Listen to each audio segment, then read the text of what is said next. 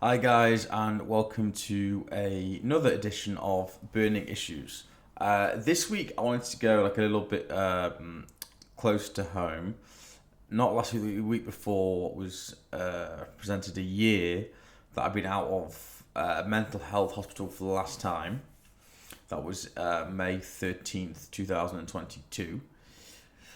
And this week I just wanted to explain, not in an arrogant way or in any way, shape, or form, but in a way so that it can provide you possibly with the inspiration, motivation, which is really what the whole point of this vlog series is, to go on and do better than where you are currently, and to understand that your circumstances can change for the better much, much faster than you think.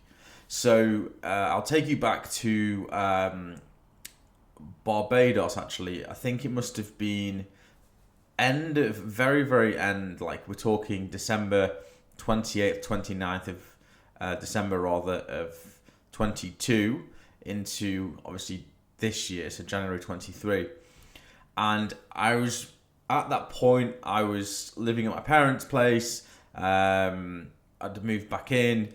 I was kind of lost as to what to do. I had a couple months, probably 4 or 5 months, if I'm being honest, of just depression. And I'd come out of the hospital again in May of that year.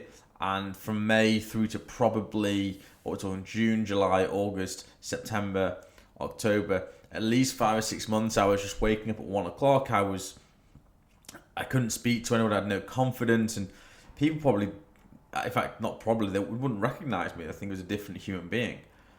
And my family often go away at Christmas, of which I'm extremely grateful for. And my father took us away at Christmas, and we were on a cruise on the Caribbean and whatever. Then we get to Barbados, and I was sat there, and the holiday's coming to an end, and I'm starting to look at what the new year might hold for me.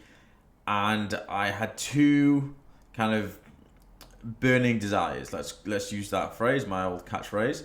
And one of them was to move out and live independently. And the second was to start a watch trading business. I didn't have a clue how I was going to achieve either of them. I didn't set a time. I was roughly wanting to do it by my 30th birthday, which was April 14th, just gone. But I didn't have a plan. I didn't, set goals. And again, that probably ties in with last week's episode, if I'm not mistaken, talking about anti-goal setting and more having a general direction of travel rather than a smart objective, as it were. So I knew I wanted to achieve these two things. I got back to the UK early January, and by pretty much middle February, I had moved out. I had started WatchMarketplace in its current form, and things were on the up. And now, fast forward, March, April, May, 3 months, and the business is in an unbelievable position. It's really firing on all cylinders. I'm sat in my apartment in the centre of Manchester, and it's crazy how life has changed for me in not an awful long period of time. Now, I must caveat and say I have been involved both through my family and personally in the watch business for easily 15 to 20 years since I was pretty young. So it's not like overnight I just said, right, I'm going to do this, and there you go. So that is a caveat. However, I still had to do something about it. I was still living at home. I was still not quite moping around and not doing all that much. I want to keep it short and sweet. My point is that whatever your circumstances and positions are now, lay the foundations for something that you want to do going forwards, plant those seeds, and they will come into harvest. A good number of people around me at the moment are experiencing similar things.